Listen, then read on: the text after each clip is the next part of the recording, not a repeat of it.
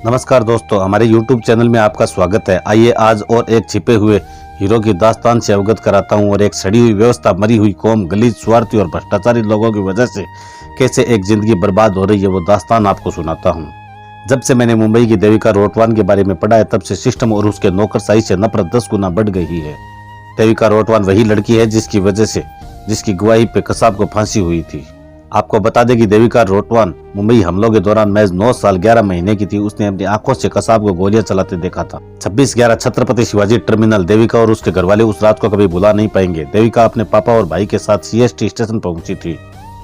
Platform number 12 अपने train के आने का इंतजार कर ही रहे थे कि इस बीच उसका भाई टॉयलेट के लिए गया। तभी एकदम से फायरिंग होनी शुरू हो गई। देविका के पैर में गोली लगी। तेज दर्द के कारण वो कुछ ही देर बाद बेहोश हो गई। होश आया तो खुद को कामा अस्पताल में पाया।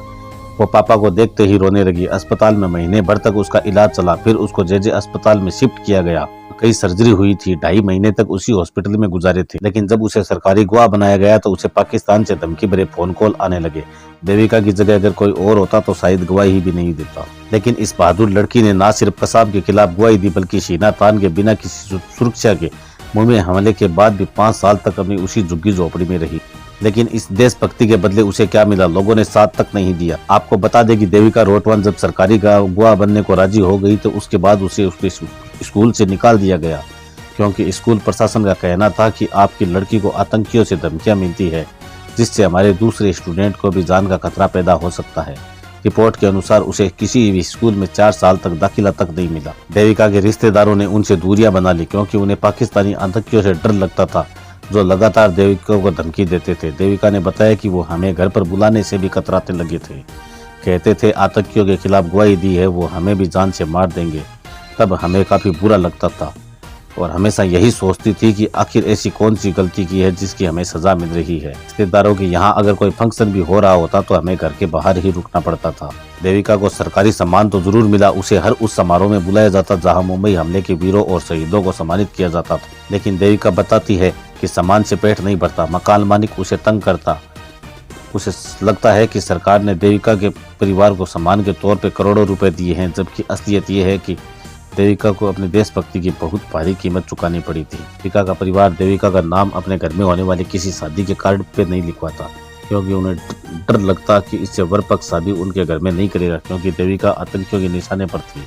देविका और उसके घर वालों की मदद को लेकर पहले सरकार और सामाजिक संस्थाओं ने तमाम दावे किए, लेकिन किसी ने कोई सहायता नहीं की। साल दर साल देविका के परिवार के हालात और बिगड़ते गए और वह गंभीर हालत में भी संघर्ष करती रही। देविका के इलाज के दौरान उसका भाई जयेश भी संक्रमित हो गया। उसका भी ऑपरेशन हुआ।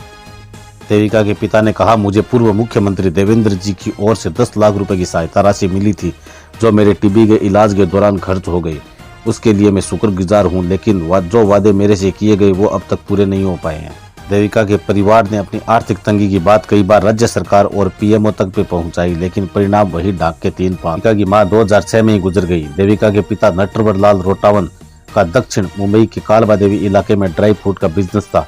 अच्छा खासा बिजनेस चल रहा था, लेकिन 26/11 के बाद व्यापारियों ने आतंकियों के डर से उनके साथ कारोबार बंद कर दिया और उनका आर्थिक बहिष्कार करवा दिया गया। देविका कहती है, जब आंख खुली, सामने एक व्यक्ति को हंसते हुए लोगों पर गोलियां चलाते हुए देखा। वह कसाब था जो अंधाधुंध गोलियां बरसा रहा था। कुछ देर बाद में फिर बेहोश हो गई और होश आने पर खुद को हॉस्पिटल में पाया। सौभाग्य से पिता और भाई को गोली नहीं लगी।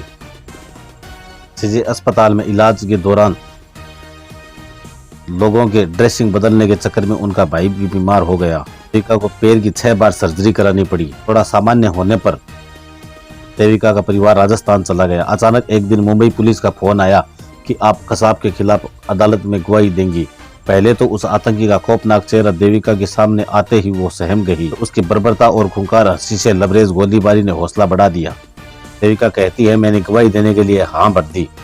बैसाखी के सहारे मैं अदालत में पहुंची, जहां मेरे सामने 3 लोगों को पहचानने के लिए लाया गया। उनमें से एक कसाब भी था। मैं जज के सामने उनको पहचान गई। दिल तो किया कि बैसाखी उठाकर उस पर हमला कर दूं, मगर चाह कर भी नहीं कर पाई। देविका कहती है, दुनिया हमें कसाब की बेटी तक कहने लगी, जो बहुत बुरा लगता, मुझे भीतर से झकझोर देता था। देविका के घर में आप जाएंगे तो उसके साथ कई नेताओं ने फोटो खिंचाई है, कई मेडल रखे हैं, लेकिन इन सब से पेट नहीं चलता। देविका बताती है कि उसके रिश्तेदारों को लगता है कि हमें सरकार से करोड़ों रुपए इनाम में मिली हैं, लेकिन असल स्थिति ये है कि 2 रोटी के लिए भी उनका परिवार महंगा है। आतंकियों से दुश्मनी के नाम पर देविका के परिवार से उसके आसपास के लोग और उसके कई दोस्तों ने उनसे दूरियां बना दी। महाराष्ट्र के मुख्यमंत्री और डीएम ऑफिस के कई चक्कर लगाने के बाद उधर से जवाब मिला कि हमारे जी में एक ही काम नहीं है। देविका के पिता बताते हैं कि उन्होंने अधिकारियों से कहा कि सीएम साहब ने मदद करने की बात कही थी। सरकारी बाबू का कहना है कि रिटर्न में लिखवा के लाओ, तब आगे की कार्रवाई के लिए भेजा जाएगा। अब आप बताइए, क्या ऐसे देश, ऐसे समाज और ऐसे ही भ्रष्ट सरकारी मशीनरी के लिए देविका ने पैर में गोलियां खाई थी? उसे क्या जरूरत थी सरकारी गवाह बनने की? उसे स्कूल से निकाल दिया गया क्योंकि उसने एक आतंकी के खिलाफ गवाही दी थी।